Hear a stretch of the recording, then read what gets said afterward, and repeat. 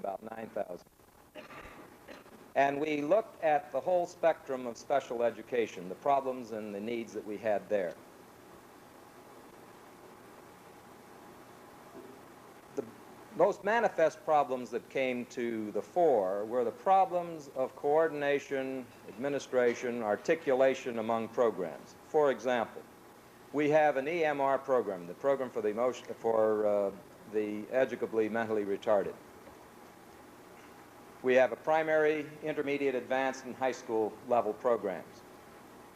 Each of those programs is located in a different town. So if a youngster is placed in a program at the primary level, he may be... Mr. Babin, you have a call on line 3. The youngster may be in the program through high school, and if a superintendent of schools or a director of pupil services was trying to explain to a parent what happened to this youngster over the 12 years, it was rather difficult for us to explain what would happen, because initially the youngster would be in a Windsor-Locks system, then shift to East Granby, then to East Windsor, and then possibly back to Windsor-Locks, something like that. There was really no articulation, coordination of what happened to this youngster as the youngster went through. It became very clear that we had some major problems there.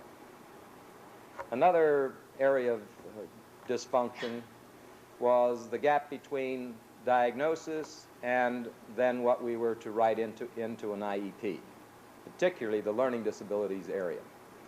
It's a big mishmash to begin with, and we had significant problems identified in that area. So as we pulled together the needs assessment results,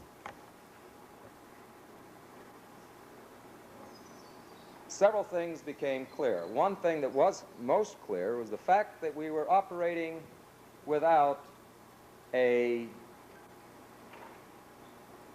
theoretical framework, both for diagnosis and for intervention or treatment. And the feeling among the planning group that was dealing with this was if we could find such a model, it would be highly desirable.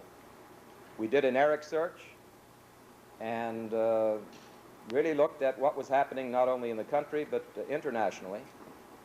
It was interesting to find the 154 responses that we had on the ERIC research, that there were 5 documentations of programs under a single comprehensive theory. All of them happened to be the Anisa-Model by Dr. Jordan. So as that planning group looked at the desirability of putting our practice under a single theory, we not only looked at the Anisa-Model, but other models that were available to us. Learning theory, further adaptation of our 3R model, medical model, and so forth. There was a consensus that after the review that the Anisa-Model appeared to be the one program that, it appeared to us anyway, could resolve some of the major problems that we were encountering here in our practice. So with that possibility, the planning group got a charge from the executive board, my Board of Education, and the superintendents to go ahead and plan a program based upon the Anisa-Model and seek federal funds.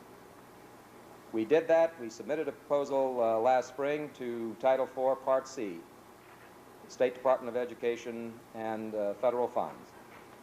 And we were granted approval for, well, over a 3-year period. It'll approximate $500,000 with federal and local funds. In order to implement this program, Project Inspire, the main dimensions of that program involve the training of our staff, of our staffs, I should say, to put our practice under the Anisa model.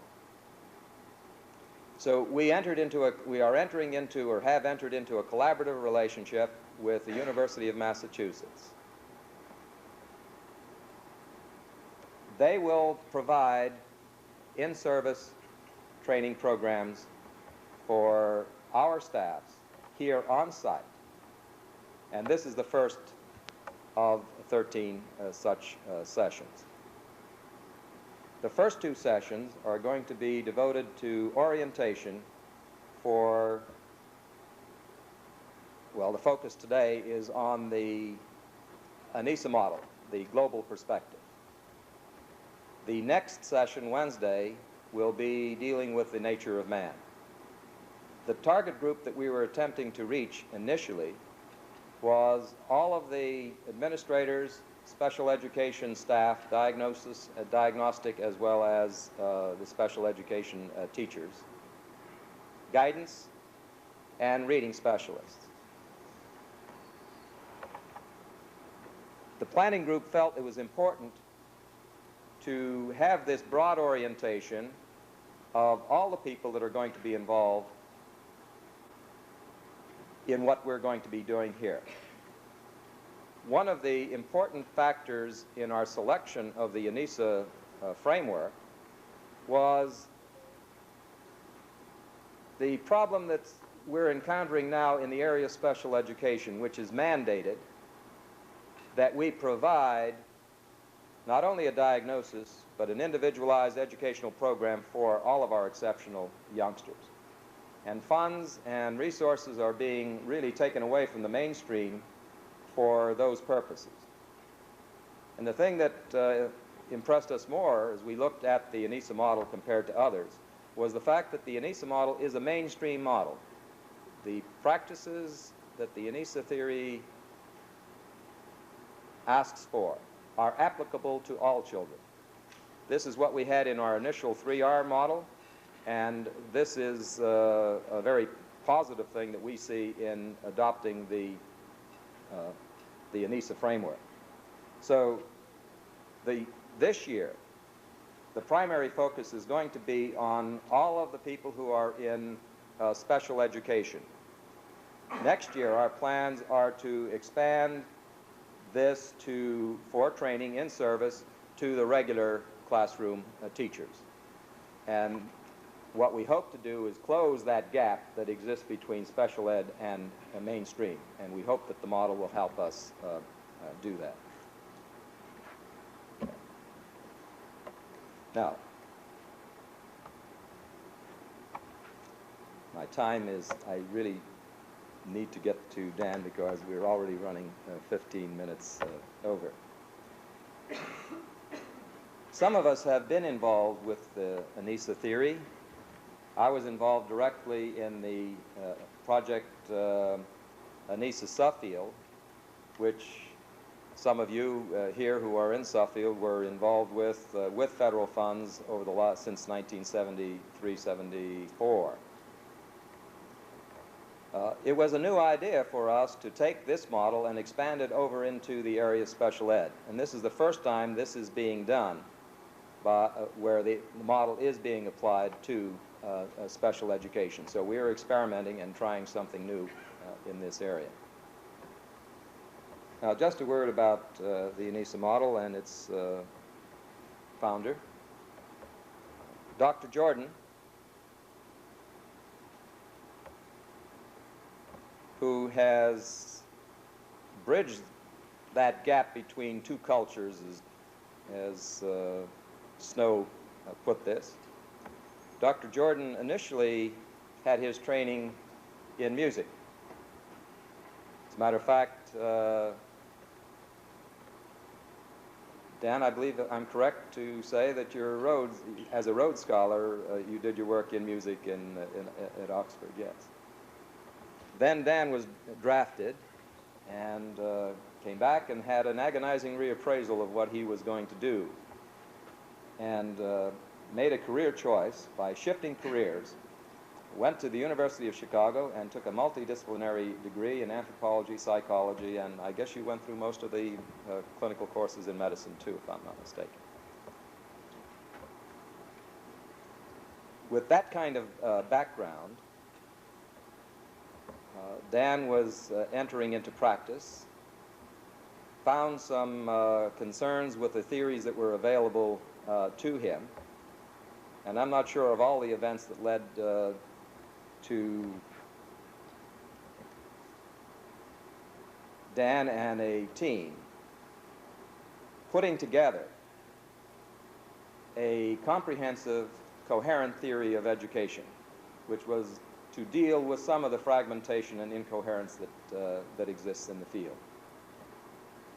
Dwight Allen brought Dan to the University of Massachusetts, where Dan was director, professor, and director of the Center for the Study of Human Potential.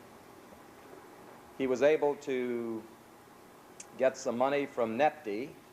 That's the New England Teacher, I always forget the translation of this. It's the group that's located in Durham.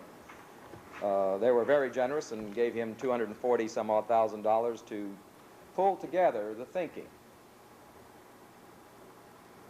that's necessary, the conceptual thinking that is necessary in the development of a theory of education.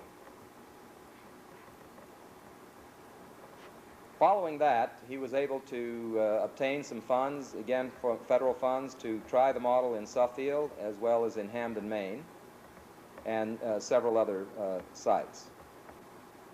Some of you have already heard Dr. Jordan.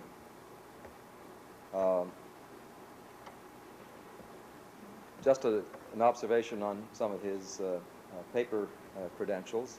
He was very impressed that Dan worked his way through high school. He worked a part-time job. I think he were practicing 3 to 6 hours a day on the piano. I understand he never had less than an A on his high school record. He's a Phi Beta Kappa and a Rhodes Scholar. That should speak well enough in terms of paper credentials, but some of you know that I'm never really impressed with paper credentials. I'm really impressed with what you're able to do.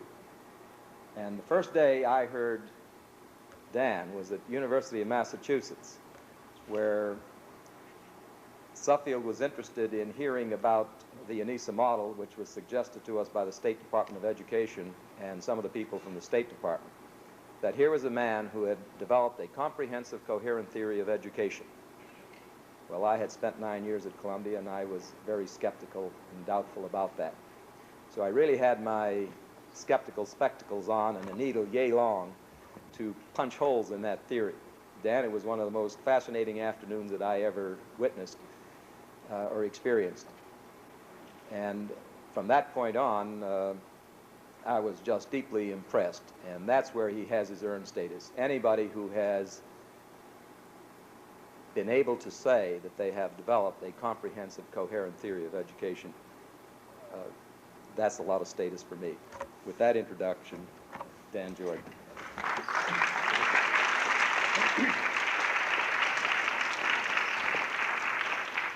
Good afternoon, everyone. Let me know if you can all hear if I speak about this volume. Can you all hear? Would you please raise your hand if you can't hear during the course of the presentation, and I'll tune the volume up a little bit. Now, do I understand I need to put this around my neck?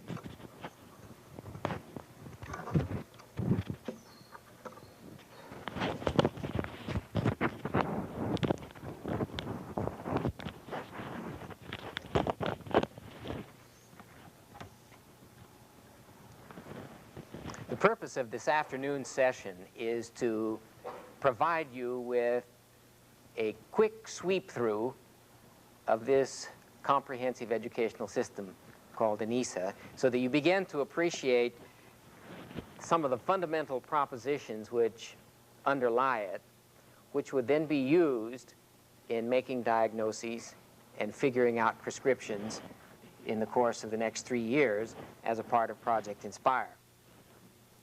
As George indicated to you, the basic idea underlying this effort to create a comprehensive educational system was to move education as a profession onto a scientific foundation, where the ultimate court of appeal would be whether or not something works.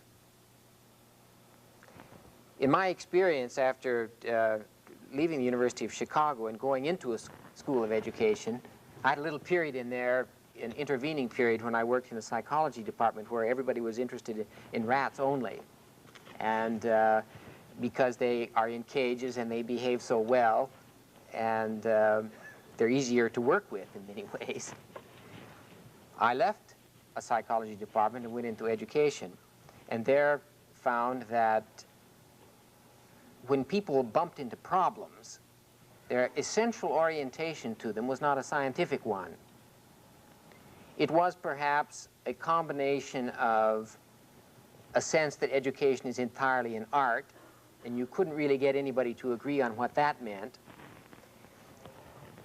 But to be sure, it did not mean that what you would do or what you would propose to do would have predictability, nor would the main effort be to establish empirical grounds for why something should be done. And that, therefore, the ultimate court of appeal, as education stands now, I think, is perhaps largely tradition. We say, well, what did we used to do? Let's try that again. Rather than a penetrating analysis of the issues involved and the creation of a theory which would explain what's happening and which would therefore provide you with grounds for acting and would direct your attention to certain sources of data which, if you collected and analyzed, would let you know whether or not action based on the theory is getting you where the theory predicts you will get. And if it doesn't get you there, then you didn't follow the theory quite rightly, or the theory isn't very good. Now, I've noticed in working with people in education that there is a kind of built-in distrust and perhaps even a wee bit of hostility against theory and philosophy. I may be a little bit overstating this, but I suspect you will intuitively resonate with what I'm saying. In fact, some studies a few years ago on student evaluation of professors and courses they were taking in the university by evaluations given by education students. The most damning comment that they made about courses was that they were too theoretical, or that they were too philosophical and therefore impractical. And yet, every scientist knows that there is nothing so practical as a good theory. So there was a bit of resistance, I would say, in taking the Anisa-Model to the field, because essentially its approach is to enable people to assimilate the body of theory, which is then used as a guide to practice. Somebody who has assimilated the body of theory and then applies it becomes generative. Therefore, our aim is to help teachers or diagnosticians or educational personnel become generative in whatever position they are holding in the educational establishment. By generative, I mean they are able to create on the spot the most appropriate, productive response possible under the given circumstances. It's a little bit like the difference between an ordinary cook who does not understand the chemistry of cooking and therefore must follow the recipe exactly as the recipe says, or nothing will turn out right, as compared to a master chef who never uses a recipe book but understands the chemistry of cooking. You put a master chef in a kitchen with whatever food happens to be in the cupboards and say prepare a meal, that master chef, under those circumstances with that food, will prepare the most palatable, nutritious meal possible. A generative teacher will take any child or children under any circumstances with any equipment or no equipment and create the best educational experience possible under those circumstances, because they know the chemistry of learning, say, just as the master chef knows the chemistry of cooking. I'm reminded a little bit of the story of the master chef of one of the King Louis. King Louis and his mistress, Madame Pompadour, used to spend the summer homes in Mayenne on the coast of France. And they loved having whipped cream as a salad dressing in those days. And when they got there, they were going to have a big feast. And nobody brought the cream. And the master chef knew that Madame Pompadour would be terribly upset. And there were awful consequences when Madame Pompadour was upset. And therefore, being a generative person, instead of the whipped cream, whipped vegetable oil in with egg whites and added some salt and made a substitute whipped cream, which they named after Mayenne and called it mayonnaise, which you call mayonnaise. And that's where we got mayonnaise. Because here was a master chef who, under the pressure of losing his job or maybe his head, could apply a theory, an understanding of the general chemical properties of food, and come up with something new.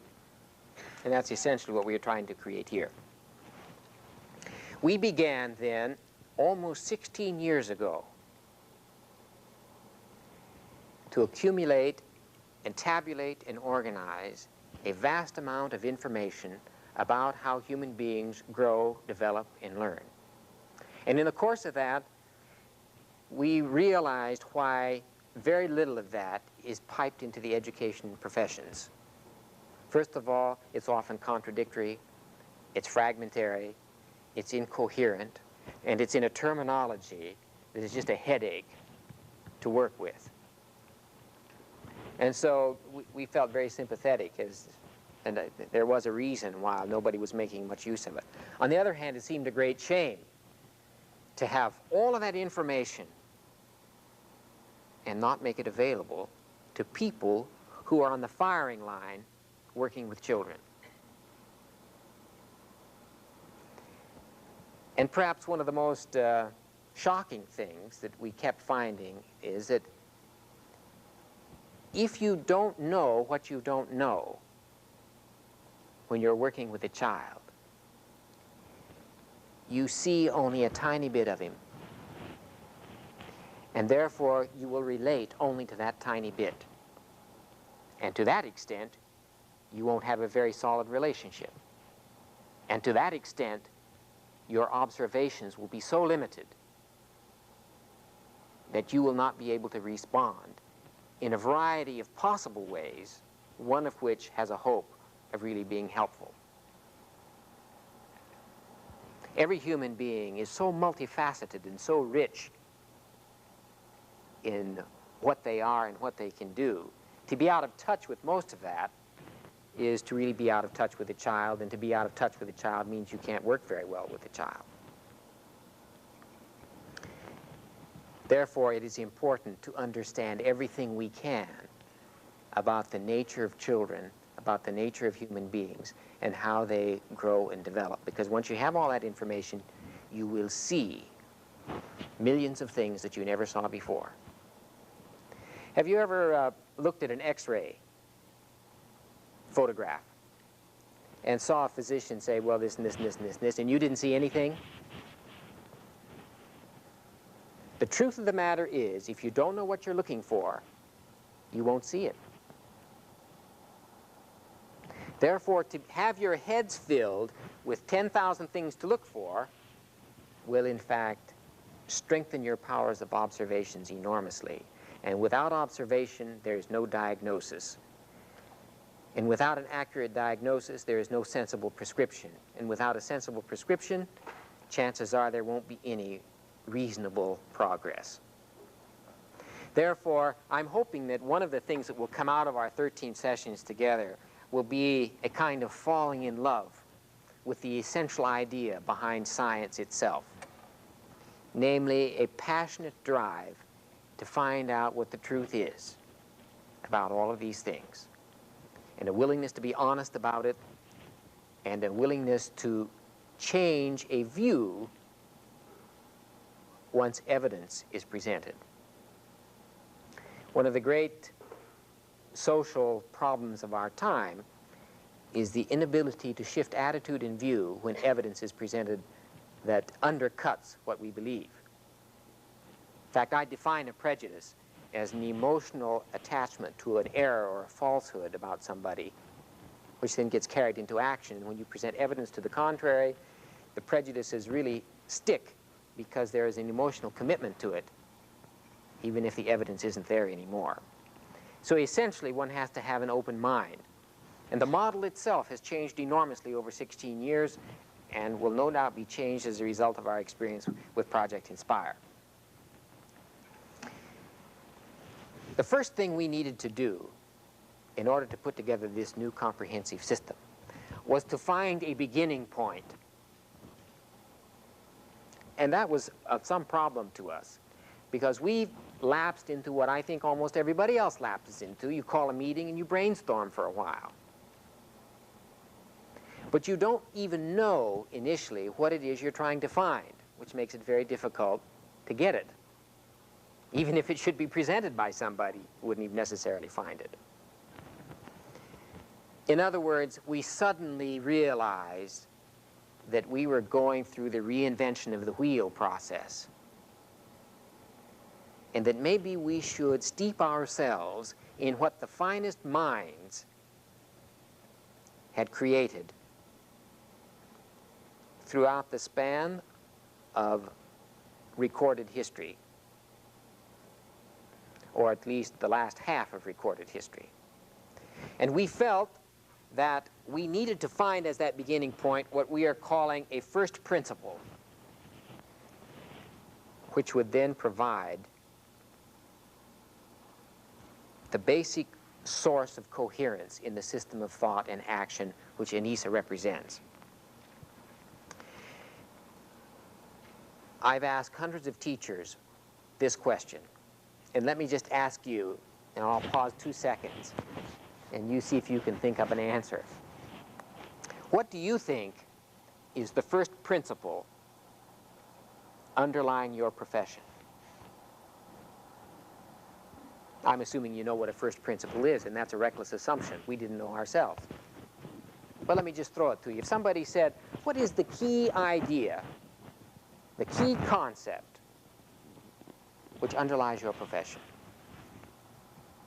Well, we found not one single teacher could say, nor could we find one single professor who trains teachers who could say. First of all, they weren't quite sure what a first principle is, and secondly, they didn't know they should have one, even if they did know what the first principle was. Now, what is the reason for having a first principle? Whitehead says that if you want a system of action to be integrated, it must be based on a system of thought that is coherent. And he says incoherence in a system of thought is caused by disconnectedness, contradiction, or incompatibility among first principles. So if you've got a system where everything is going like, passing like ships in the night and things are at cross purposes, it means that the people who make up that collective system of action, like the educational system in these 5 cities, do not share a common system of thought.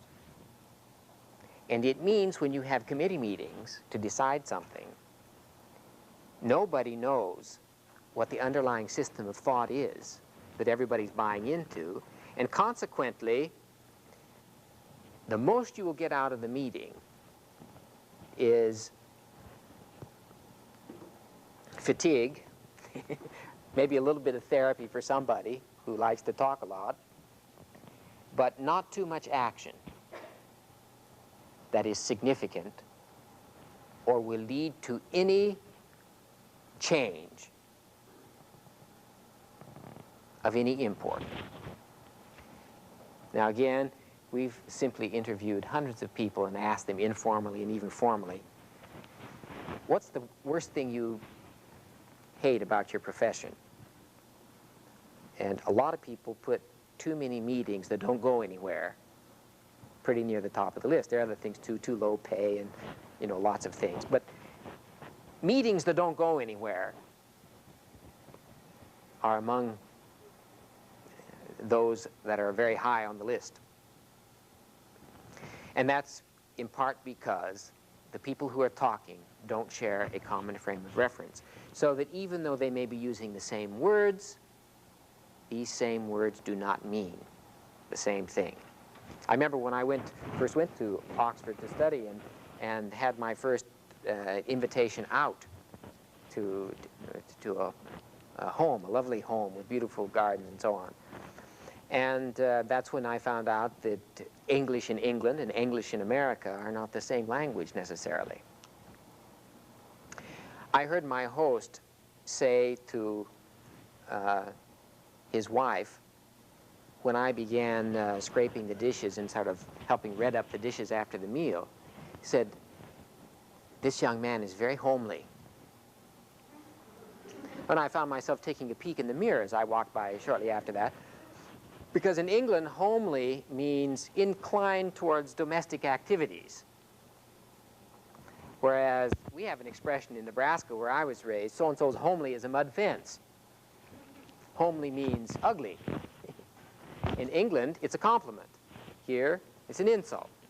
Well, it wasn't within 10 minutes that we were outdoors, and I returned the insult by saying how beautiful her yard was. In England, a yard is sort of actually a literal square yard of concrete where you keep the garbage cans. And she initially wondered why I should be commenting on the garbage cans when we had just seen an acre and a half of heavenly English gardens. But the funny thing was, we had just passed the garbage cans. So that there was a little bit of doubt. If we hadn't even passed them, there wouldn't have been some doubt in her mind.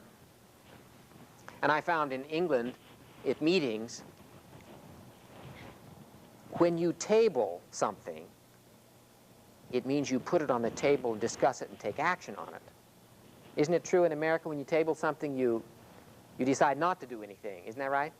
I can never remember now. I actually married an English woman, so I'm perpetually confused about lots of these things now. Spelling as well. In England, if you don't want to take action on something, you shelve it, not table it, which makes some sense to me. I don't know, what do you call it in America when you decide not to take action? Well, the point is, a culture ordinarily provides people with a fundamental background of experience which endows the same words with very similar meanings. But in a profession like education, where we are learning more and more things and we're dealing with something so complex like human beings, the same words may be used in the sentence in the same way, and we may think we are understanding what somebody is saying, but we don't. And therefore, we don't have efficiency in the system because the system is not based on a body of coherent thought. So the purpose for requiring a first principle is that it brings coherence to a system of thought on which can be based, then, an efficient system of action. It facilitates coordination. It enables everybody who's involved to connect with everything that's being done and said. Now, our experience over the last 4 or 5 years in taking Anisa to the field has taught us that it takes a little while to do this, and that there's always some difficulties, and some people take to it a little more quickly than others, and essentially it boils down to the fact that any professional growth depends upon learning in doing new things. And if you're not willing to learn something new and do something in a new way, there won't be any growth. And that in the course of learning something new and doing something new, there will be some discouraging moments and some difficulties and some setbacks and so on. That's all a part of it. And in fact, if we didn't have those discouraging moments and those moments of anxiety, and so on, we would, I think, go to sleep and be dead in our profession. In fact, people who want to have a life that's absolutely free from tension and difficulties are people who think that will bring them happiness, whereas in fact it's the definition of boredom, and that boredom leads to its own pathologies.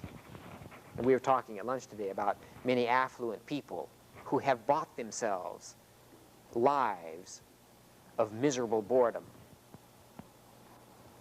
So I'm not saying this to promise you lots of headaches in the coming 3 years, but when one comes along, don't be upset, because there is a framework of thought that we've worked out for 16 years which will enable us together to generate a set of options of things to do that are likely to improve whatever issue or circumstance that happens to be causing the headache. If I were to take you through the 16 years, which is really what I want to do today, I could do it very quickly by showing you these overheads. This machine has developed a pathology a little bit. It got banged, and so it's not going to focus very well for us. But can you see that? We felt that we had to find a first principle, and that first principle would specify the view of man. And tomorrow, I'm going to talk about that in greater detail. And then from that, we derived a theory of development. And from that theory of development, we organized a coherent theory of teaching and a comprehensive theory of curriculum. And then we quickly became aware that you can have all that and have it beautiful, and then you try to make it work. And if you're working with administrators who don't understand all of this, with just the signature on a little piece of paper, they can shoot the whole thing down. And therefore, there had to be a compatible theory of administration to go with it. And then the whole system itself, in order to avoid its ever becoming static, had to have built into it a system of self-evaluation that would ensure its perpetual self-renewal. In fact, it specifies what kinds of data to collect on the whole system, and that may cause you to rethink your philosophical first principles. And when you do that, then it sends a ripple through the whole system again.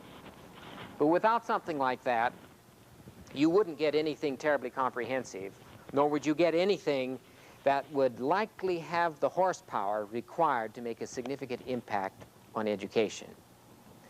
When I started on this 16 years ago, I was very concerned because Head Start was just about ready to begin. And I went to the Head Start people, and I said, you know, I think I've cooked up a system of education here which would really make such a remarkable and significantly different impact on Head Start children. But I need about $2 or $3 million, and I need 5 years. They said, are you kidding? We have to be in business on Monday. And we're not in the business of thinking before we act. We're just in the business of acting. Well, they didn't say it in quite those words, but that's really what came out. And I was foolish to think I could have done it in 5 years, although maybe with several $1 million it might have been possible. Because the first thing we did, which I will go into more tomorrow, in order to avoid this reinvention of the wheel business, which I kept seeing time and time again, was that we reviewed the best thinking by the best minds in our civilized history on the nature of man. We started before Parmenides, perhaps the only significant philosopher before Plato, and came right up to the present day. It was an extraordinary journey, because none of us had been trained as philosophers. And there's an awful lot of words written out there, and we could understand why people are turned off in some cases by philosophy, because there is an infinite number of things to be said about even uninteresting things. And philosophers often have managed to build whole careers on saying a million things about very uninteresting things. But when they talk about man, humanity, it becomes very interesting what people have thought. And we, in the course of that survey, became very much attracted to the work of Alfred North Whitehead, great musician, a great mathematician and logician, who later turned to philosophy. Alfred North Whitehead was at Cambridge University in England. His most brilliant pupil was Bertrand Russell. He later teamed up with his most brilliant pupil, and together they wrote the 3 volumes called Principia Mathematica, which sets forth the fundamentals of mathematical thought, and surely must stand as one of the towering achievements, intellectual achievements of the 20th century. After having done that, though, Whitehead came to the conclusion that mathematics as a system of thought was inadequate to illumine the nature of human beings. And he therefore accepted a chair to come from Cambridge to Cambridge, went to Harvard, took a chair in philosophy, and spent the mellowing years of his life as a philosopher. And he's written a lot of books. I'm sure you've probably read Aims of Education. Some of the other books are Adventure and Ideas, Modes of Thought, Science in the Modern World, Science in Philosophy, The Nature of Nature, and one work which is the kingpin of all the others called Process and Reality, which is his explanation of the ultimate nature of the universe and how man fits into it. Now, if we'd stumbled onto Whitehead first, it probably would have saved us a lot of trouble in many ways, because Whitehead's philosophy is in itself something of a remarkable synthesis of both Western and Eastern streams of philosophical thought. And I'm going to give you right now the 22nd version of Whitehead's cosmology so that you have firmly in your mind one basic first principle on which this whole thing hinges. Whitehead says, what do you see when you look at the universe and all of creation? You see one thing most prevalent, and that is change. He said, the minute you talk about change, you are talking about process. And the minute you speak of process, you presuppose potentiality. And therefore, the fundamental reality underlying creation is process, which he defines as the translation of potentiality into actuality. That process, then, the translation of potentiality into actuality, which, incidentally, Whitehead states is the fundamental essence of creativity, the universal of universals. That fundamental process, the translation of potentiality into actuality, then, became for us the first principle underlying this model. And we said to ourselves, it is the function of education to facilitate the actualization of the potentialities of the child at an optimum rate. And that any pathology which the child is experiencing can be understood in terms of an impairment of that process. So that if a child has a learning disability or whatever, that process is going to be upset in some way. And it would be our job to find out where it is and apply an even more extensive body of theory, which you will come to learn, in order to find out what to do. So this educational system is based on that fundamental notion of creativity as defined by Whitehead. Now, for most of you, creativity may be thought of as something evident in a product which makes it different from all other products produced by ordinary people. And that's not our definition of creativity. That's the deviant from the norm definition of creativity. You know, if you have 50 children in a class and you send out a piece of paper and say, everybody write a poem, and all of them write a poem that's very similar to roses are red and violets are blue and so on, and then you get one who writes a haiku or something else, then you say, this child is creative. the others weren't. Well, that's the definition of creativity based upon the product of an effort which deviates from what everybody else is doing. Yet, the child who wrote his first poem, even if it is in the format of roses and red vines, may for him be quite a creative step. And certainly the first physical step a child takes is an example of psychomotor creativity for that child, because it's actualizing a potentiality. So if you can keep that first principle in your mind now, the rest of our 13 sessions will be derivative from that principle. And in fact, that's why we found out nobody has ever been able to create a comprehensive theory of curriculum or theory of pedagogy, because by definition, we found out logically they must be derivative theories. And they must be derivative from a theory of development. And if you haven't got the theory of development, then you haven't got anything to derive it from. And therefore, the first principle that you'll be trying to cook up for this, even if you don't know you have to have one, there has to be a central proposition. It will probably not be central enough to produce what you really need. Now, when you take the idea of potentiality being translated into actuality, you are saying something is moving from condition A to condition B over time. And it's changing. And the sequence of those changes represent an ordered expression of potentiality, and that's what we call process. The ordered expression of potentiality. Now, when you plant an acorn, you know that within that acorn, potentially, there is an oak tree.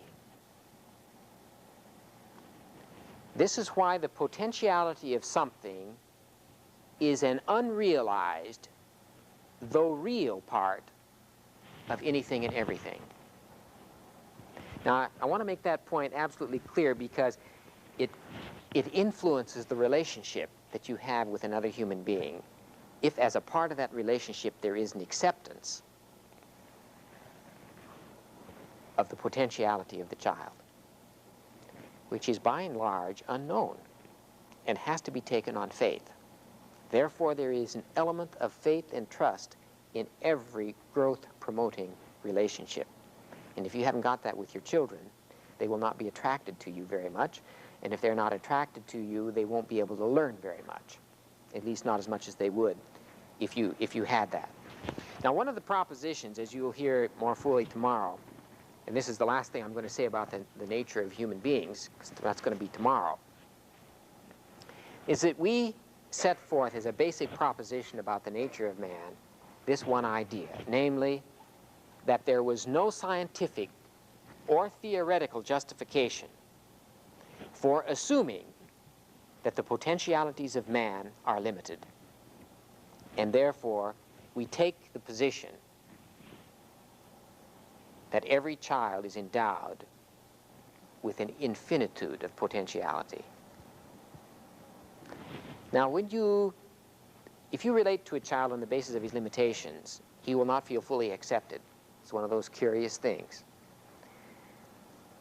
But when you have a sense of this unlimited potentiality, and that figures into your attitude to the child, then the child relates to you differently. And it makes a difference, that bond. As you'll see later in teaching, how important that bond is for effective teaching. And if you haven't got it, then you need to get it. And if you can't get it, then maybe there's another profession that would be better.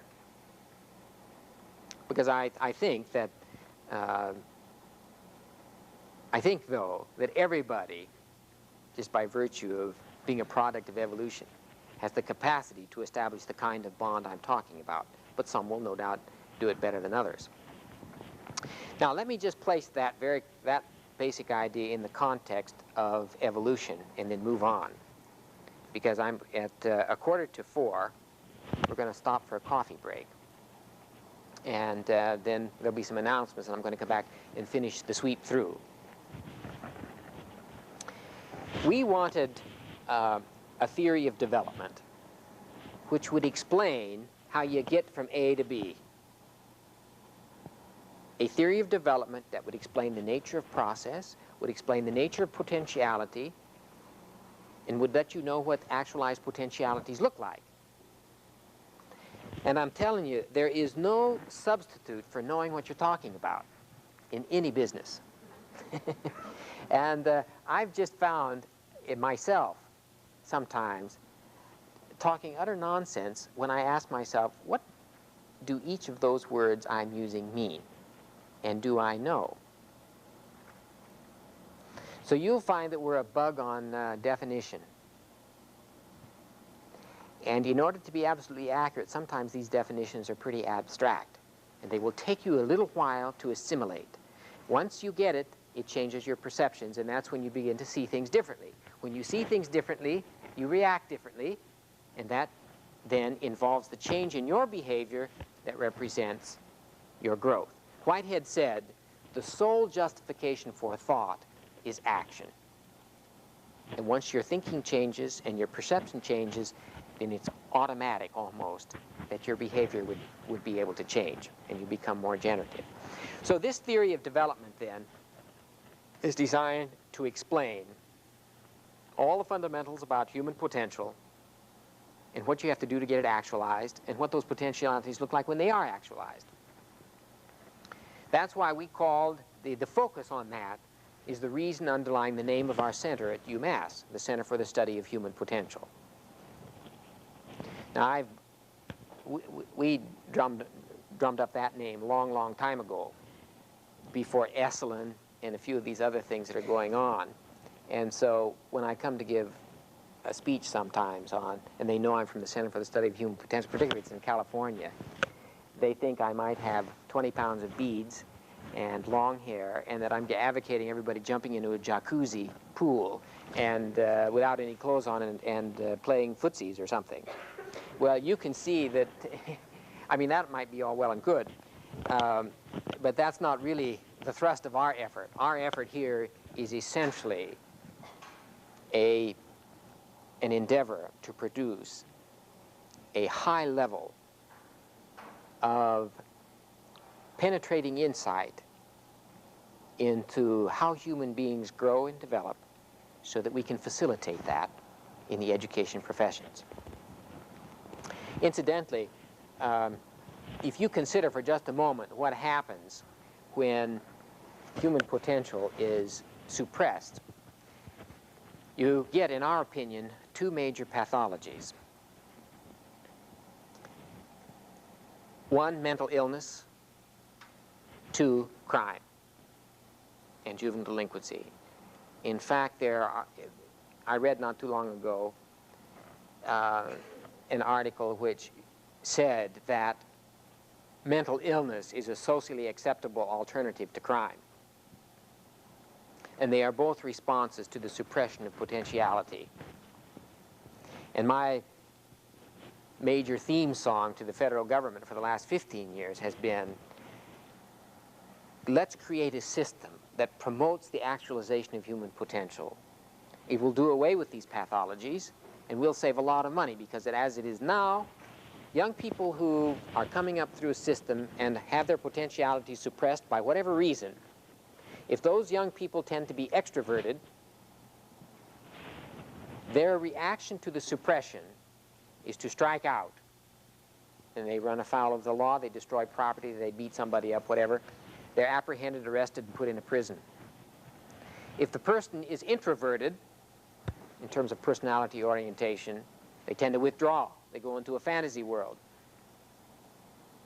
They go on drugs or alcohol. They go on welfare, and eventually they wind up in a mental hospital. So here are two major social institutions, mental hospitals and prisons, on which we spend billions of dollars annually trying to help people that have been derailed by the system that they've come up through. And there are many ways in which human beings are suppressed, have their potentiality suppressed. And one is being locked in a system by law which doesn't accommodate your developmental level, does not meet your developmental needs, when the needs arise for as long as they exist.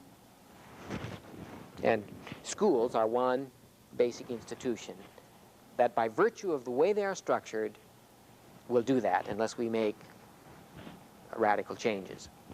For instance, we know one thing for certain. Individuals are unique, and they learn and grow and develop at different rates at different times. And even the rate alters. There may be a spurt, then it may be very slow. And some children may be ready to read at 4, some not till 7. And you couldn't say one was abnormal in either direction over the other. So it follows from that, then, that grouping children for instructional purposes on the basis of chronological age is bad news. It is fundamentally a most misleading criterion for grouping children for instructional purposes. If the instruction focuses on the acquisition of certain knowledge which requires certain prerequisite developmental experiences. If you require it, when they don't have these prerequisites, you will set the child up for a guaranteed failure. We have examined in great detail what happens to a young person who is locked in a system in a way that guarantees his failure. And it's made worse if the system then turns around and makes the child feel like it's his fault. Now, of course, in recent years, the schools have come under the gun very much as being the cause of all this. And the truth of the matter is a lot of the stuff is already done because the kid doesn't get to school until he's 5. And you can't imagine all the things that can happen from the point of conception until the child reaches kindergarten.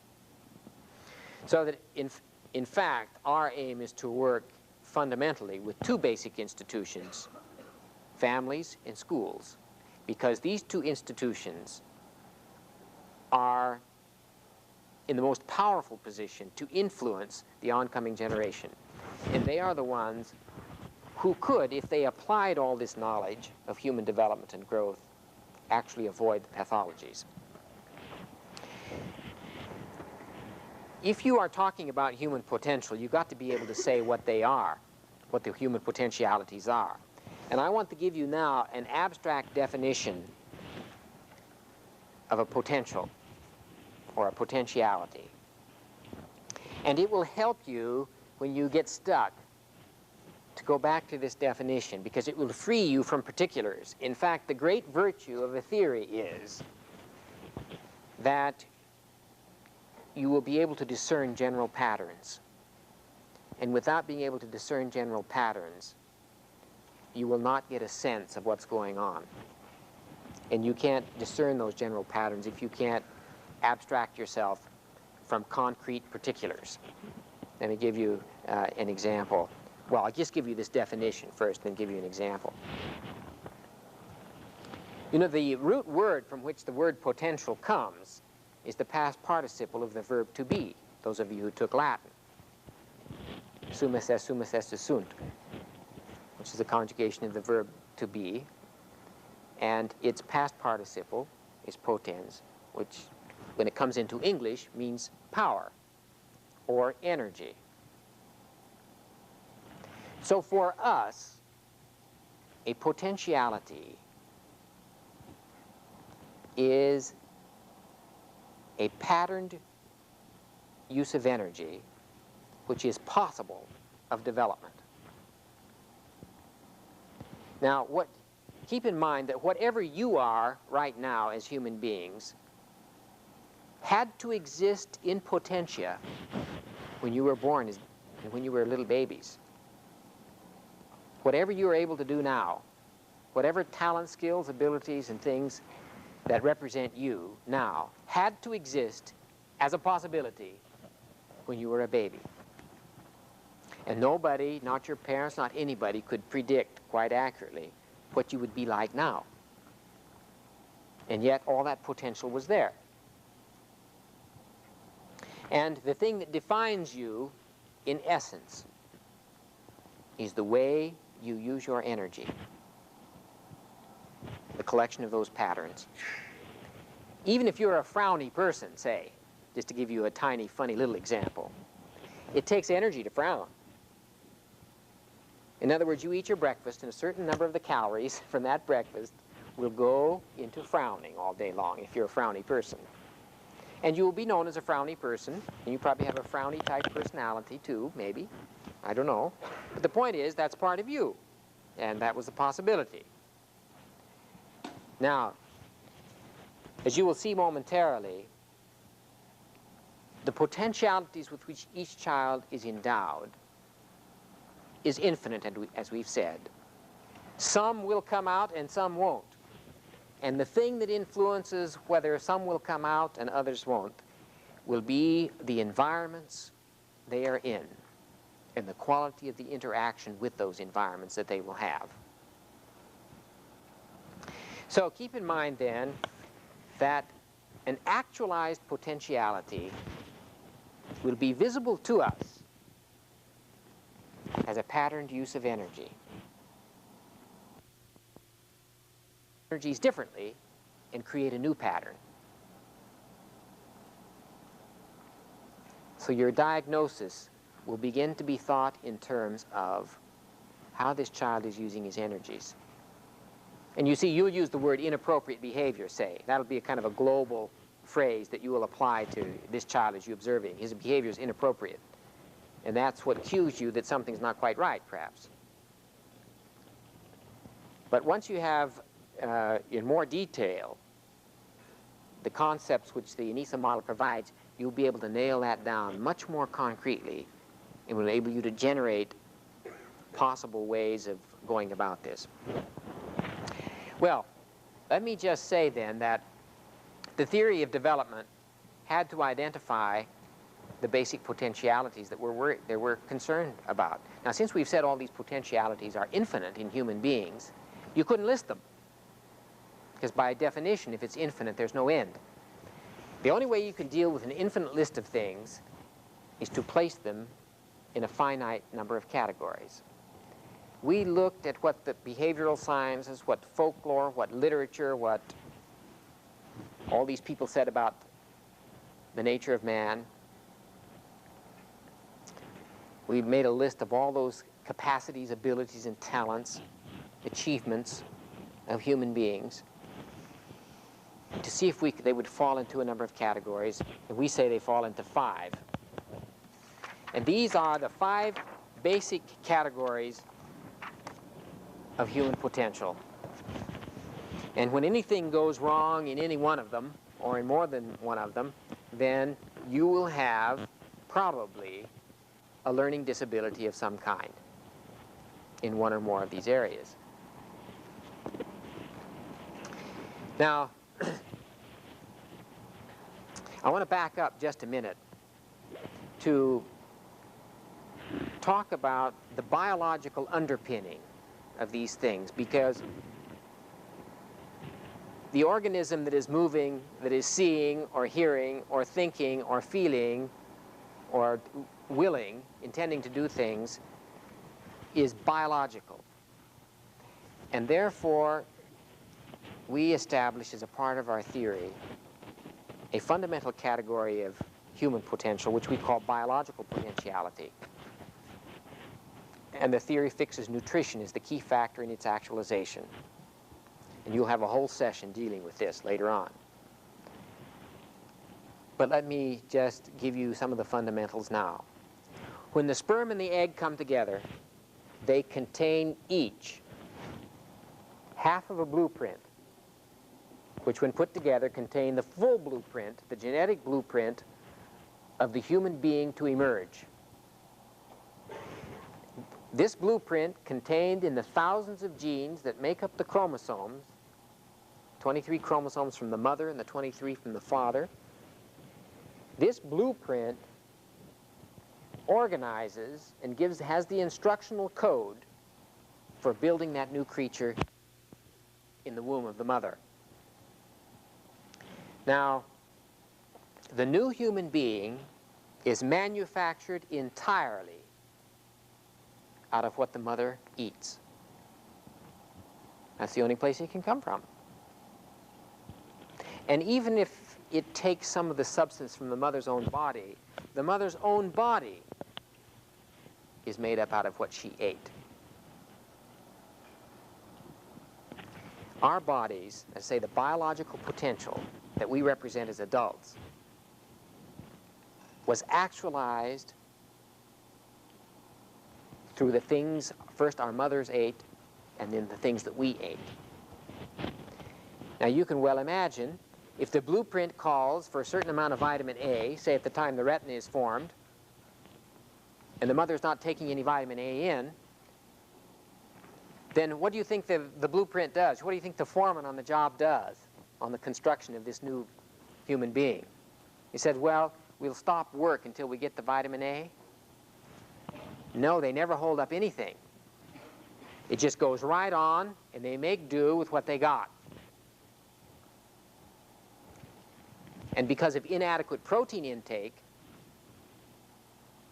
40% of the world's children are permanently, mentally, less well developed than they might be.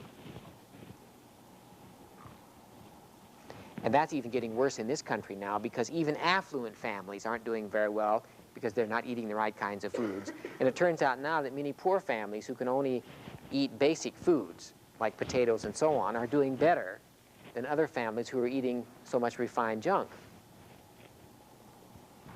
So in this model, the actualization of biological potentialities are foundational to the actualization of these psychological potentialities. So that the first thing you need to look at when you are diagnosing a child's problem is to see whether or not his nutritional status is up to par. We know, for instance, the child can't pay attention if he's got a vitamin A deficiency. We know that no formal learning takes place if the child cannot pay attention. Now, what do most teachers do when they see a child not paying attention? They say, Johnny, sit up and pay attention. This is a singularly unilluminating piece of advice if you have a vitamin deficiency.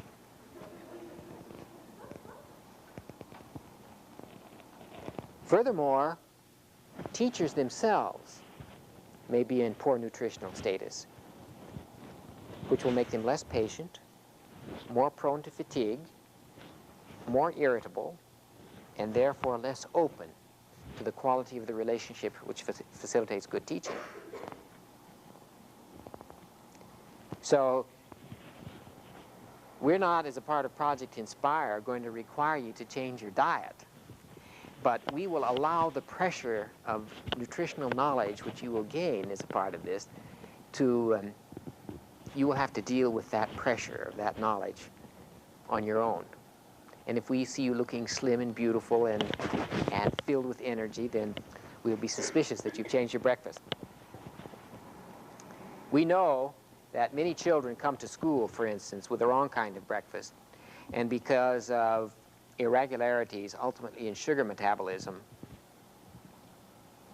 it'll be difficult to pay attention. And some people now say that this irregularity in sugar metabolism, which is causing so much trouble, has now reached endemic proportions. 50 years ago, we ate quite a lot of sugar in this country, and Paul last night told me that the latest figure is that the average American consumes 160 pounds of sugar a year. Now you see, it turns out that the human brain, in order to work, requires glucose, pure glucose. It's sugar. Therefore, we were all born with a sweet tooth. Evolution has produced in us a sweet tooth because the brain must have sugar. But what Mother Nature did not foresee, Mother Evolution, was the Great Western Sugar Company producing this stuff by the ton, and you could all get it in a little box in the grocery store. See, as we were evolving down through the millions of years, we needed that sugar. So we developed a taste for it. And in fact, this is where fruits came from, because we needed sugar. Because mammals and brains needed sugar, fruits appeared because, given the laws of evolution, the likelihood of the fruit surviving was greatly enhanced if there were people picking the fruit and taking it other places and spreading the seeds around. So the sweet thing that mammals needed was coated over the seed so that the seed would be taken someplace else. And that increases the survival probability of those plants that have sweet-bearing fruits. And that's why you get the sweetness in the seeds all put together. And even birds that will eat seeds, a lot of the seeds have a shell which make it impossible to digest the seed. So when the bird excretes the seed, you not only have the seed, but you have a bit of fertilizer with it too. And that plant really maximizes the probability of its survival. Well, when you see how birds and bees and sex and sugar in evolution are all connected, it's quite a story. You wouldn't believe it, all this stuff that underlies sugar and glucose. The human brain, if it is a few seconds without glucose,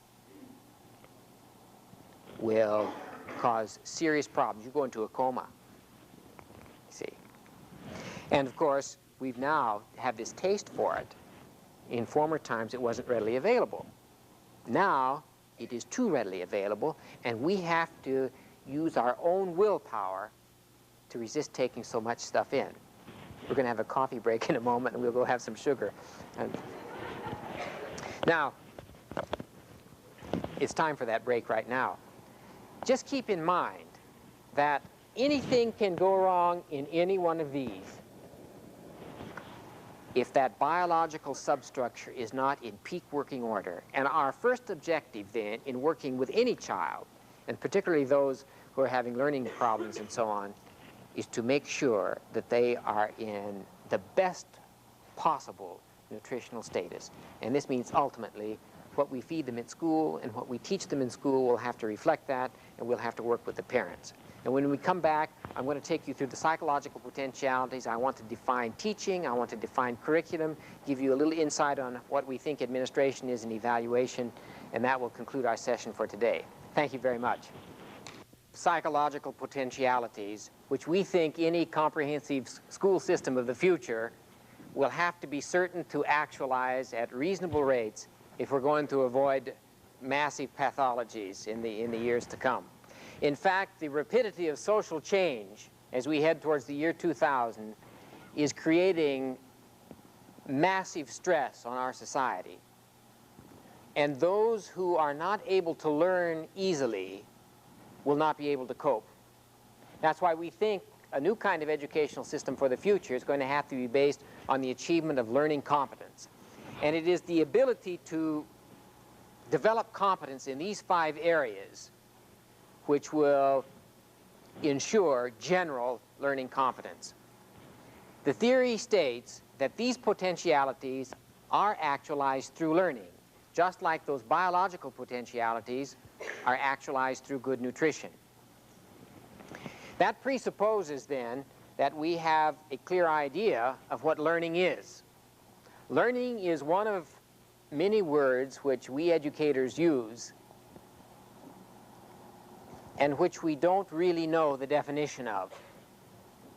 We have some generalized notion, but it's hard for us to say exactly what it is.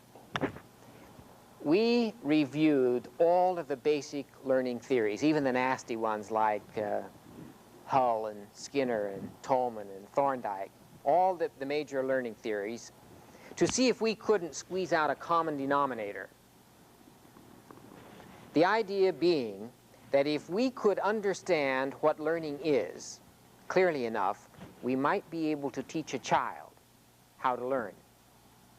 And since learning is the means by which these potentialities are actualized, knowing how to learn would put the child in charge of actualizing his own potentialities.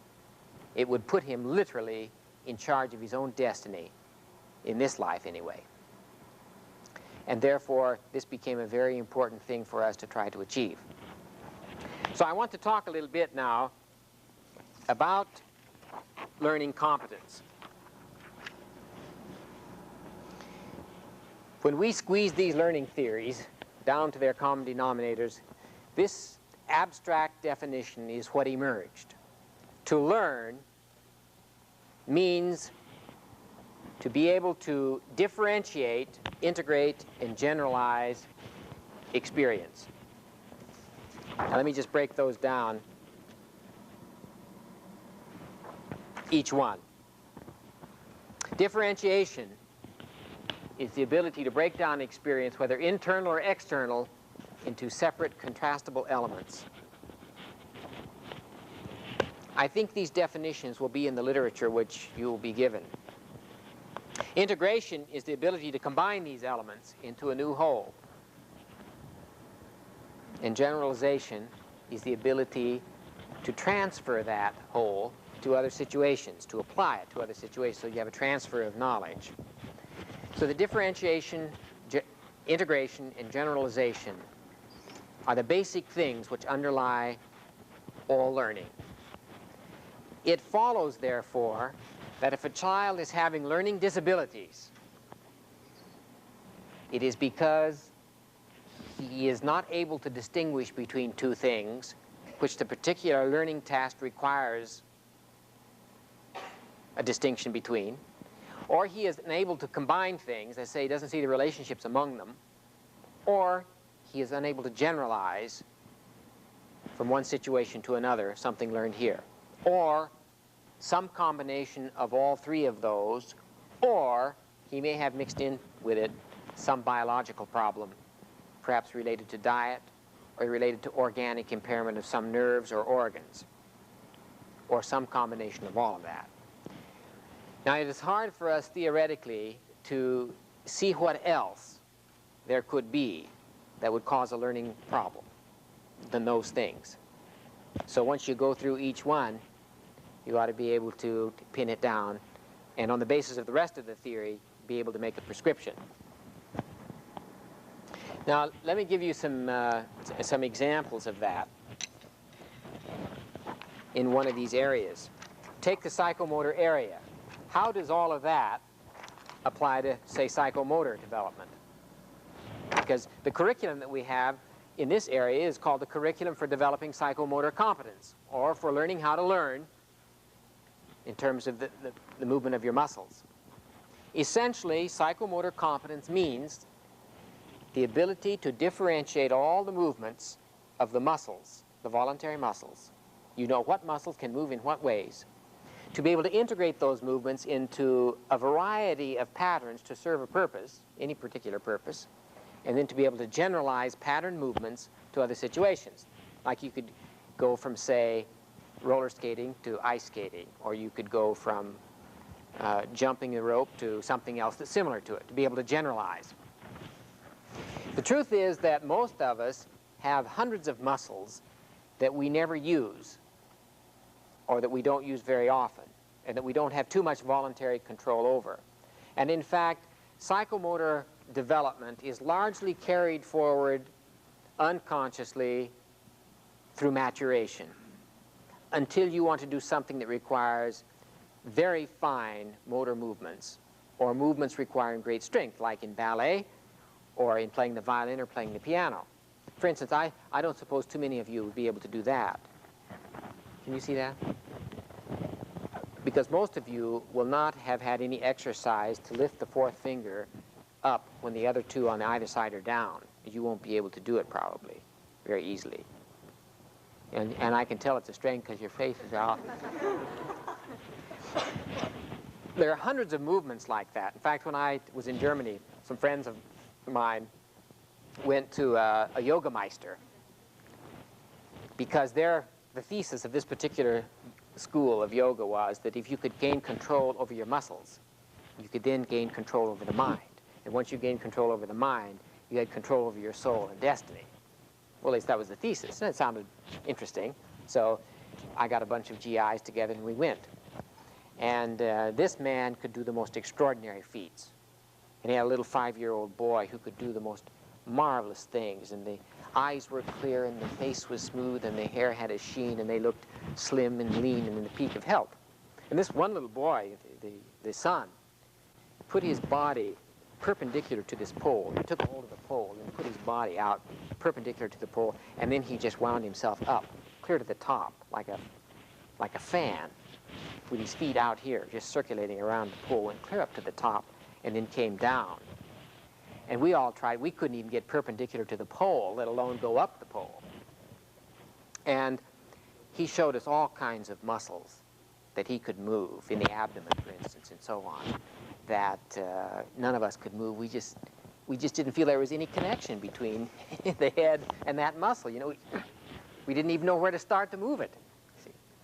And of course, when you get into playing the piano or the violin, you see, there's a lot of coordination, which must be preceded by differentiation of those muscles before you can get them into a pattern, you see.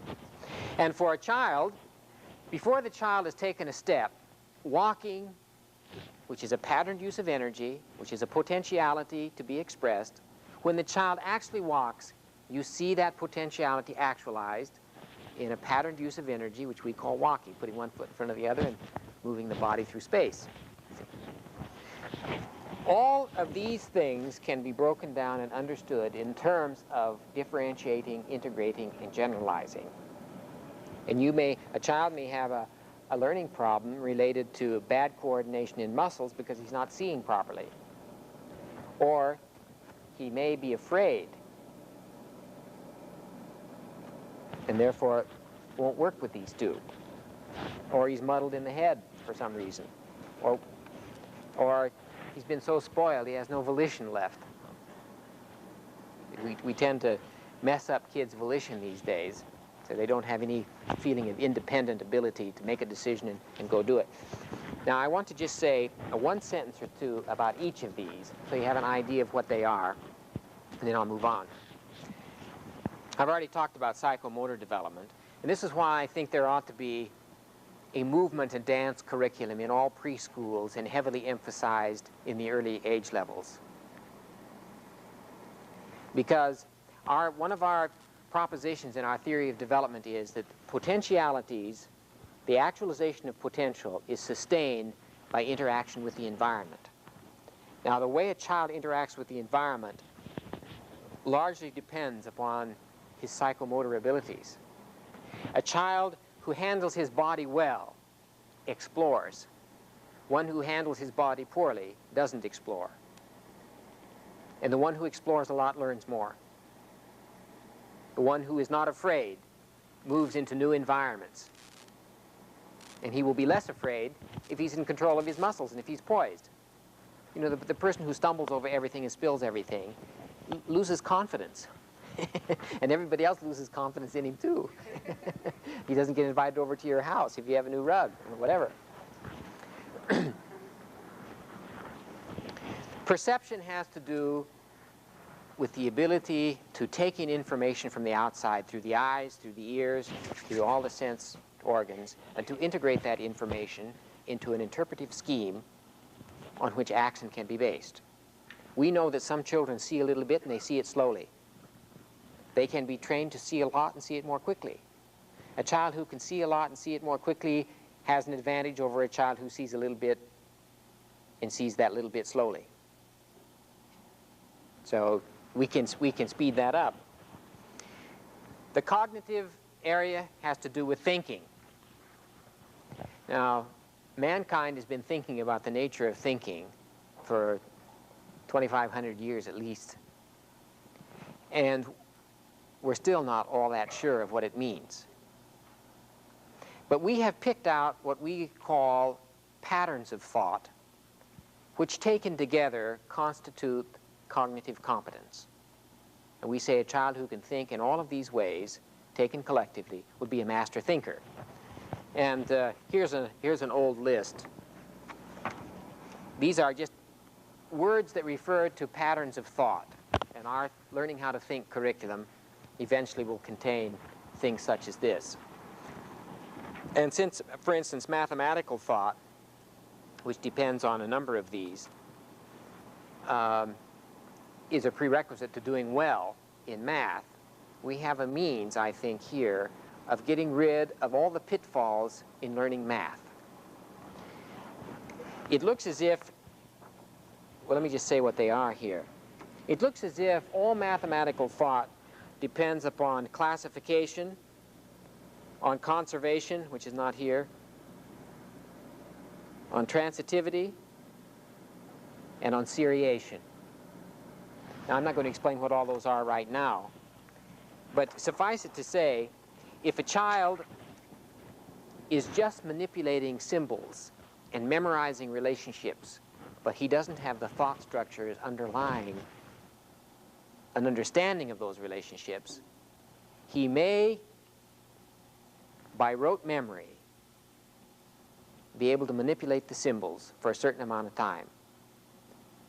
But after a while, that'll run out, and it won't work anymore. And we tend to get children manipulating symbols before they understand the thought processes that are required to comprehend relationships.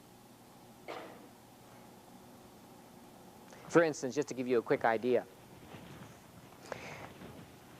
when a teacher talks about a number, she never distinguishes between that number used ordinally or that number used cardinally, just to give you an example. Because we say 1, 2, 3, 4, 5, and we mean it's in the 5th place, and we're not talking about quantity. So we're talking about ordination. In fact, if you have 5 pairs in a row, each pair is exactly the same size as every other pair. It's just that one of them happens to be in the 5th position. But we also use the same numbers to refer to amount or quantity. But most of us don't even understand what quantity is. Quantity is the abstract property of a group. And until a child understands that, he's going to have trouble manipulating quantities. That's why if you ask a child, you have 5 elephants and 5 peanuts, and you say to the child, which group has more in it? The child will always say that the elephant group has more elephants in it than the peanut group, even though you count 1, 2, 3, 4, 5, there are 5 elephants, 1, 2, 3, 4, 5, there are 5 peanuts. Which group has more in it? The child will say the elephants have more in it, because the child is percept bound, and those elephants take up more room on his retina than those peanuts. See, what relates the group of 5 elephants and makes it the same as the group of 5 peanuts? It is 5-ness. They are both groups which have 5 items in them.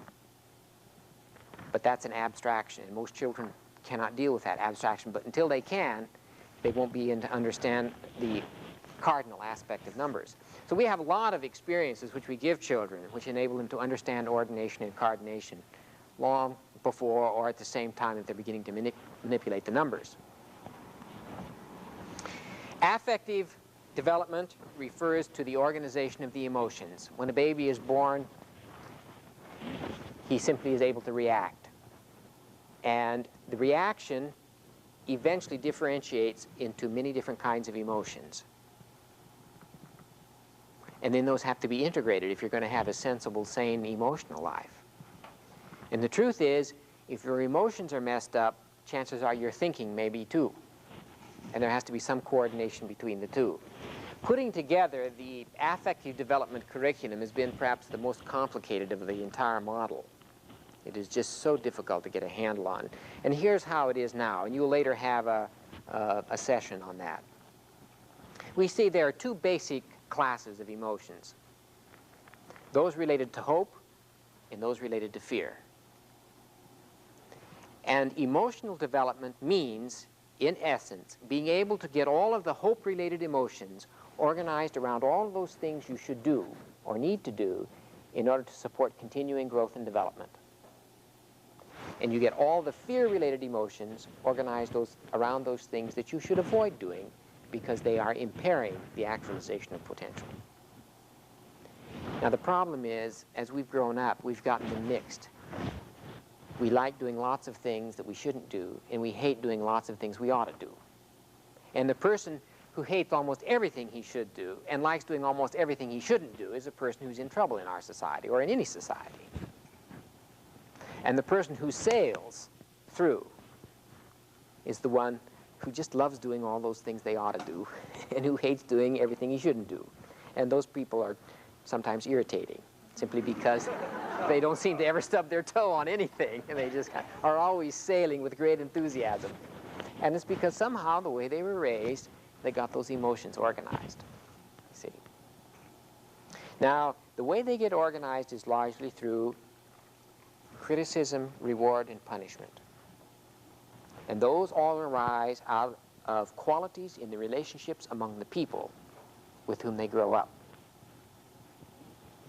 And really, if you've got your emotions organized properly, almost everything else is possible. But if that is messed up, so much of your energy will just go into kind of hanging in there and persevering.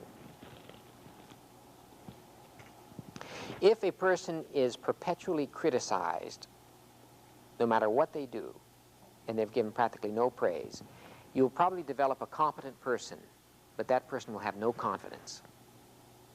And they're the sort of person you would like to play at the opening of the meeting, or you would like them to give a speech, and they never will.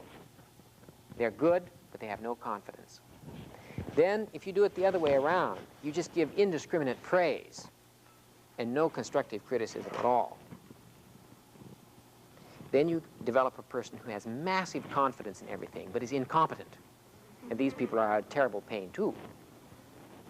They're the one that always volunteer to do everything, and nobody wants them to do anything, because they always make a mess of it. But they have, by the time they've reached adulthood, they're able to discount the subtle signs, you know, like nobody comes or whatever, you see. The trick is to get the balance so that the person has a level of confidence related to the level of competence. And that makes the best sort of person. Then if you ask somebody to sing, and they know they can't sing, they'll say, look, I have a terrible voice. But if you can't find anybody else who's better than I am, I'll give it a shot. But I'm just telling you, you won't like it. Well, you can live and work with a person like that, because they've warned you that they... And they also can say, look, I'm not going to do it because I know what a mess it would be. And even though you want me to, I'm going to spare you from your own poor judgment in inviting me.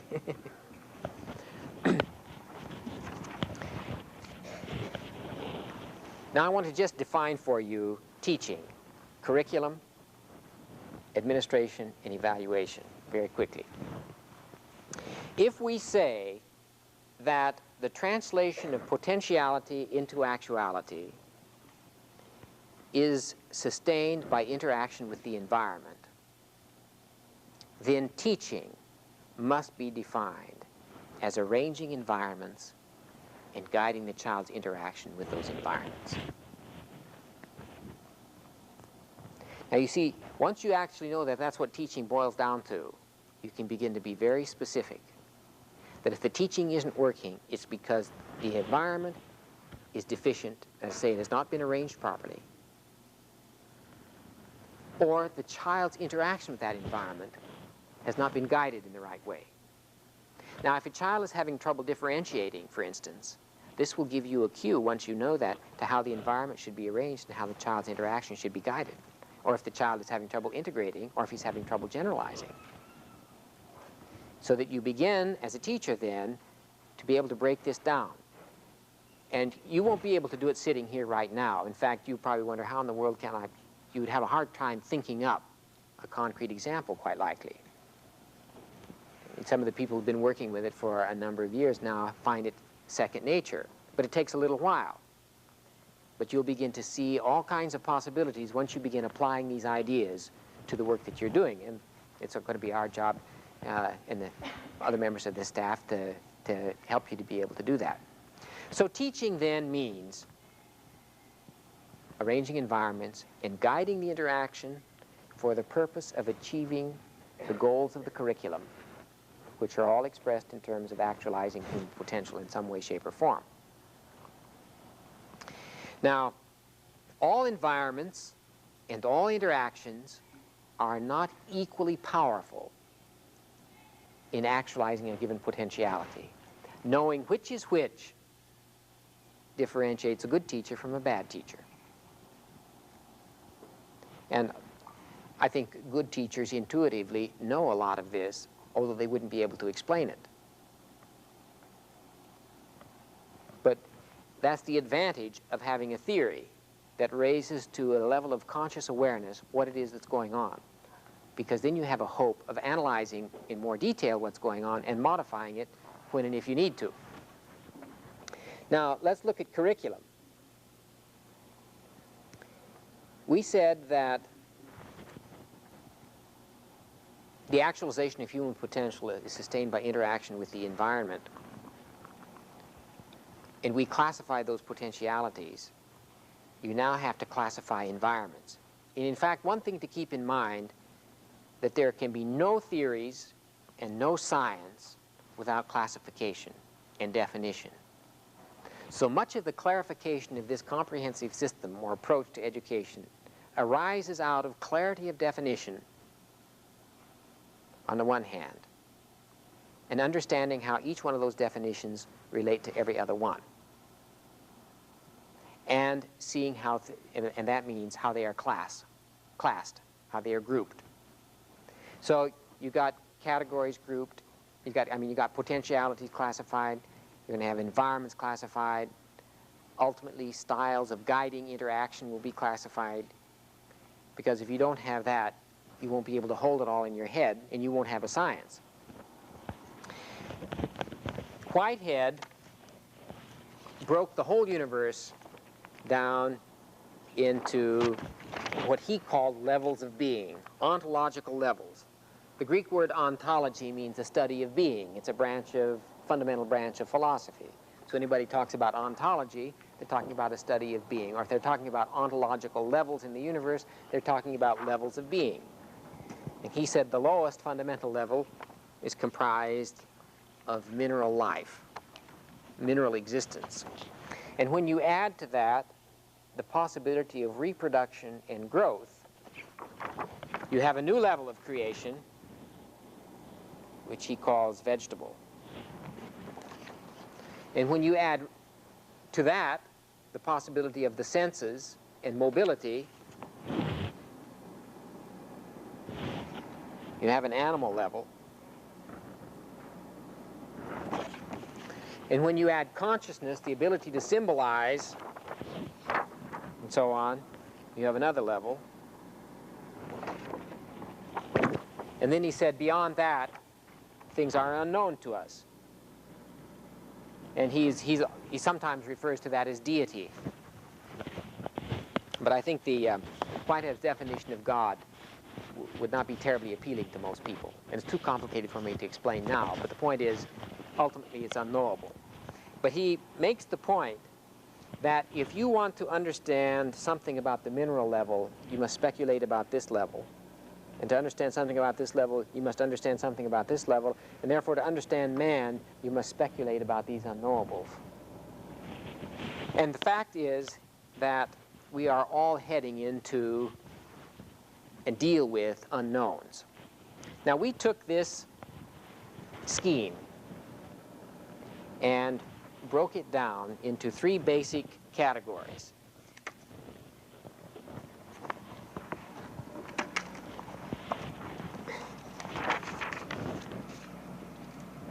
Which we call the physical environment, the human environment, and unknowns. And one part of our curriculum, which is called the content curriculum, refers to information about these environments, which we have to learn. The other part of the curriculum is called the process curriculum, and it concerns the development of these potentialities. So curriculum is, from our point of view then, this: two interrelated sets of objectives, one concerning content, which is information about the world in which we live, organized according to these ontological levels, and process, which are goals dealing with the actualization of the 5 categories of potentialities. So it is those two things, those interrelated sets of goals, plus what children actually do, usually with the help of a teacher or a parent, to achieve those goals. So curriculum is not just the book or the lesson plan. It is actually what the children do with the teacher in order to accomplish those objectives. You'll notice that in all of our definitions, they get always right down to the use of energy, because this is the fundamental reality in the universe on which everything else hinges. That's why our first principles are always pushed right down to the ultimate, and it always comes down to either matter or energy, which are alternative forms of the same reality, ultimately, if you can buy Einstein's thesis. So, here's the definition then. There are two interrelated sets of educational goals concerning content and process and what the children actually do. That's the interaction component. So when you're developing a curriculum, those are the things you would need to know before you had one, according to our thesis. See, if you know just the objective, but you don't know what the interaction should look like for what environment the child should interact with in what ways in order to accomplish those objectives, the curriculum won't be very useful. Yeah, I mean, it won't be a full curriculum from our point of view. Now, of course, there's a tremendous number of different possibilities of interaction with an infinite number of environments, all of which could actualize the same potentiality or help the child memorize or learn something about the content. But, and that's why there is no way for us to teach you every one of those 20 million details. That's why once you understand the theory, you can fill in the details right on the spot. And that's what makes a teacher generative. Now, to get back to the content curriculum just for a moment, we found out that most traditional curricula are in fact organized along the lines of Whitehead's ontology.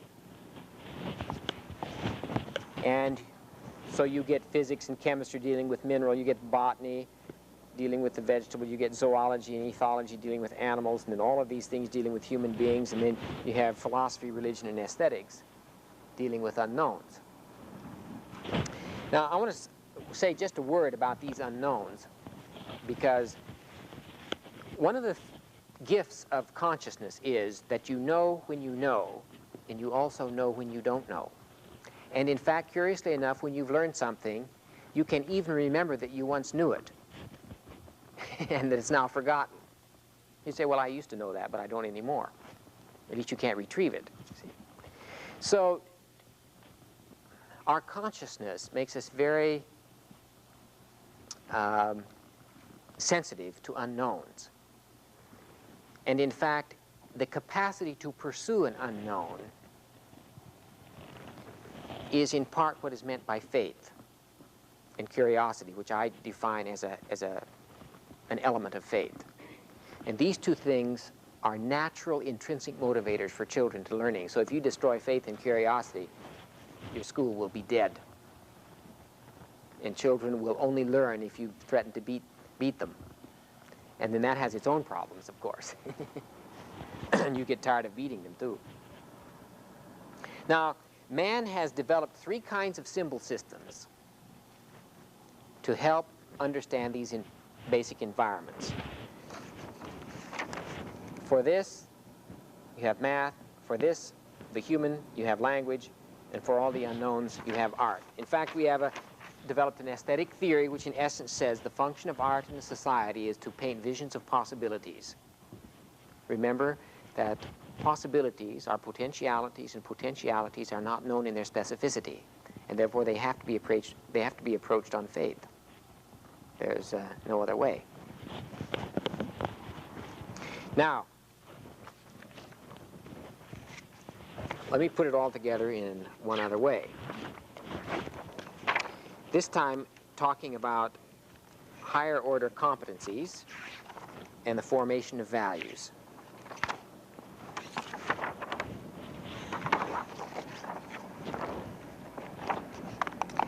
As the human being interacts with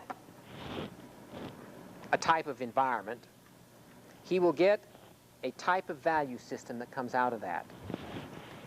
Let me define a value for you. When I ask you, what do you think a value is, you will probably say to me, well, it's something you think is worthwhile, as opposed to something that's not worthwhile, and that's what your values are.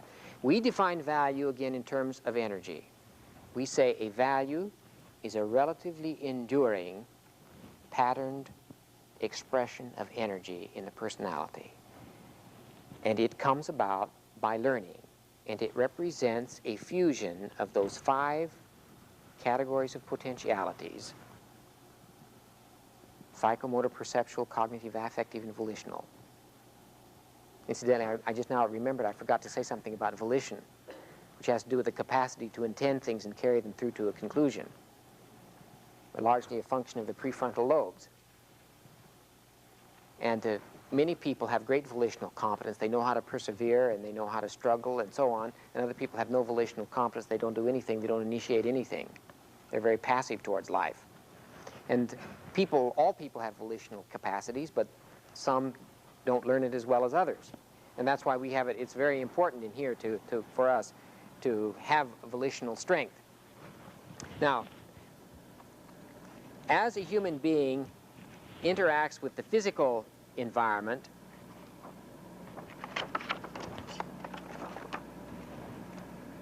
he will develop, gosh, I better put them just all down at once so I can give them to you, because I want to go across this way.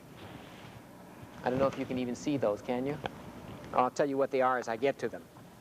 As a human being interacts with the physical environment, he will develop what you might call a set of material values, or you could say scientific values if you want to.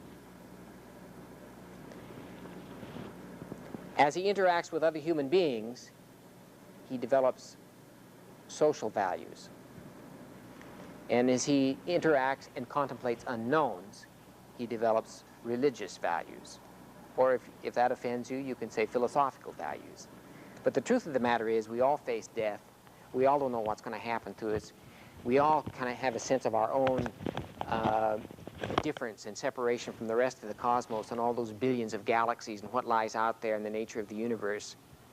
And nobody can mature, in my opinion, as an adult without coming to grips with how he is related to the cosmos. And that usually raises religious issues in some way, shape, or form.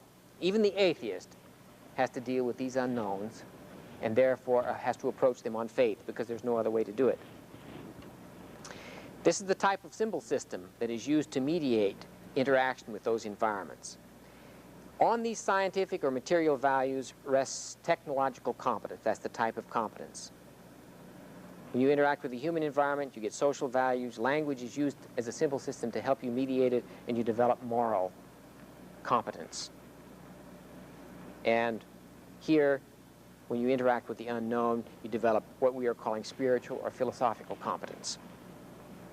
The type of curriculum that you get for each of these, one has to do with math and science, one has to do with human relations and language, one has to do with aesthetics and the arts. There is a type of social order that emerges out of that, which projects on the large sociological, anthropological level. Technological order, a moral order, and a religious order, and all societies have them. Well, the purpose of that is to give you a sense of how the whole thing hangs together. Let me just say one word about each of these value systems. Each one, if it is a well-organized value system, will be organized around an ideal. And this is why ideals are essential to education. Without them, there is no basis for organizing your values. Now, if you have contradictory or incompatible ideals all mixed in and they're not clarified, then you will find it difficult to make decisions in life, because you'll be torn in 2 different directions simultaneously on a given issue. And for instance, what we posit as say, the ideal for moral competence, we set forth justice as the basic ideal for that. Justice and love, if you like. Now, we're going to deal with some of these topics a little bit more on Wednesday. Ideals, Whitehead says, are like lures. And if you don't have them, you won't have any direction. Now, when you take a person's material values, his social values, and his religious or philosophical values, and all of those competencies based on them, and you integrate them into a whole, what emerges is the functional and structural reality of personal identity. You are known primarily by the patterned uses of energies that people come to experience when they're with you as you interact with these three kinds of environments. This is what makes you predictable.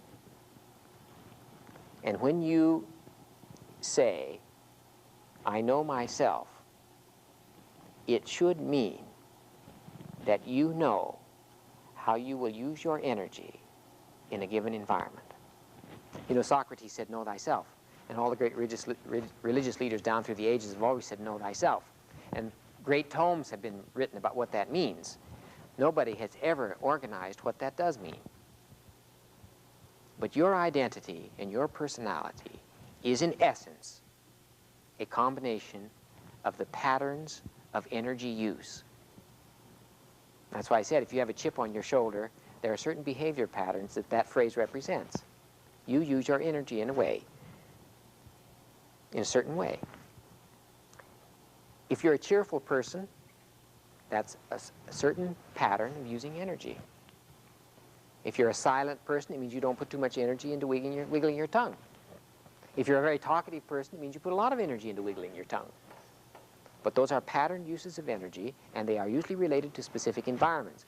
Now, if you wiggle your tongue an awful lot and no other people are around, it says something about your personality. You're probably in deep trouble if you're talking to yourself all that much.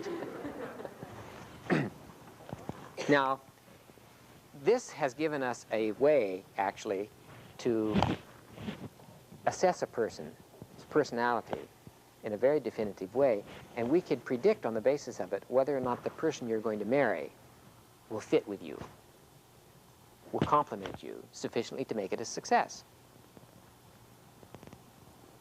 So we have even ultimately not only a rehabilitation program for criminals and juvenile delinquents based on this, a program to prevent mental illness and a program of therapy, but we also have a marriage counseling, pre and post system based on this. Because once you get the fundamental principle, you can use it in every direction. Because let's face it, therapy requires learning. If you are going to get well, you have to learn new ways of seeing, new ways of moving your muscles, new ways of thinking, new ways of feeling, and new ways of intending. Those are the 5 categories of potentialities. Therapy requires learning. Now, if you're a juvenile delinquent, you have to learn new ways of perceiving, new ways of thinking, new ways of feeling, new ways of intending, new ways of behaving. Rehabilitation depends upon learning new patterns. And if you're in a marriage situation that is unhappy and filled with conflict and so on, the parties, if they're going to solve that, must learn new ways of seeing, new ways of thinking, new ways of feeling, new ways of acting. It requires learning.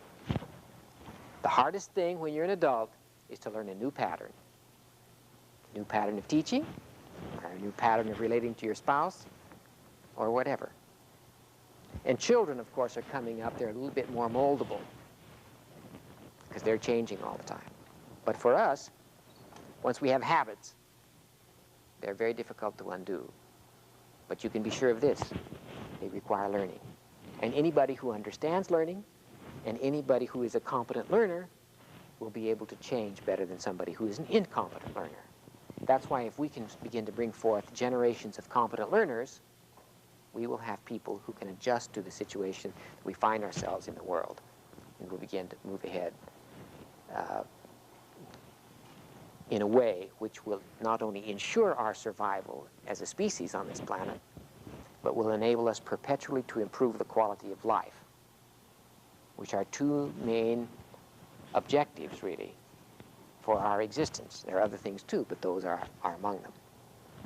Well, that concludes a kind of massive overview of this system and how it can be applied. And as you can see, it can be applied not only to education, but to anybody who is a human being who wants to improve what he's doing and have a more productive life and a more stable life, and one which has a freshness because of the ability to generate new perspectives, learn new things, and go on growing and developing. The important thing is your potentialities are actualized through learning. If there is no new learning, you won't have your potentialities actualized. And our thesis is that if you get children coming through a system where this is the main focus, you will have human beings that will go on growing and developing until the day they put their feet in the grave. And you probably have known such people who are in their 80s and 90s and are still discovering new things. I met such a woman when I was an undergraduate, and her name was Charlotte, and I've named my new daughter after Charlotte. Some of you don't know, I have a daughter who's 12 and one who's 15. They're both going on 13 and 16. And then my wife and I decided to start all over and do a baby, you might say, according to this system. And the Anisa model actually begins a year before conception, getting the mother and father in the best nutritional state. The mother goes on a special diet during the 9 months during gestation, and the curriculum for the baby begins on day 1, when the baby pops out of the womb. My wife said, no baby pops out of the womb. That's a male chauvinistic perspective, according to her. Anyway, we didn't have a son, so we decided we'd do 2 things at once. We'd have a baby and try out this new system, and we'd try for our son as well. Well, we got a 3rd daughter, and we named her Charlotte after this marvelous woman who was in her 80s. She was 84, getting a degree in music and international affairs at the University of Wyoming when I was there as a music student. And she was just filled with energy and life, more so than the undergraduate. She wore bobby socks, and she attended late parties, and she rode a bicycle, and she was just learned everything. And when she was in her 90s, after I'd gone off to Oxford and had been in the Army and come back to the University of Chicago, I wrote her and said, come to Chicago, I'd like to see you. And she's 93. And I thought, well, when I went to pick her up at the plane, they'd be lowering her down in a basket. But they didn't. She came jumping down the stairs, and the first thing she said to me was, do, mi, so. She said, say, that the motor of that, the engine of that airplane vibrates in the key of F. And we started. And it was just that way the whole time she was there. She just saw new connections among all facets of her life, and she was into this where learning was the most important thing for her in her life, and always had been. So she was madly curious about everything and just filled with energy. So unlike so many people that, that you may know. And curiously enough, when I was an undergraduate there, I often used to eat lunch with her. And she and I even went out on occasion. And they used to say, look, you see Dan Jordan, he's dating this old woman who's 84. So one time when we were working in the cafeteria, he said, Dan, what is this between you and this old woman? I said, you know, this old woman has got more on the ball and is more interesting in conversation than any undergraduate I've met in this university.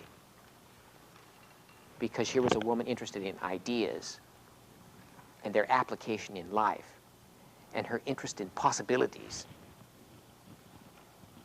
And that's really what gives vitality and vibrance to life. And that's what ought to be at the heart of all educational systems.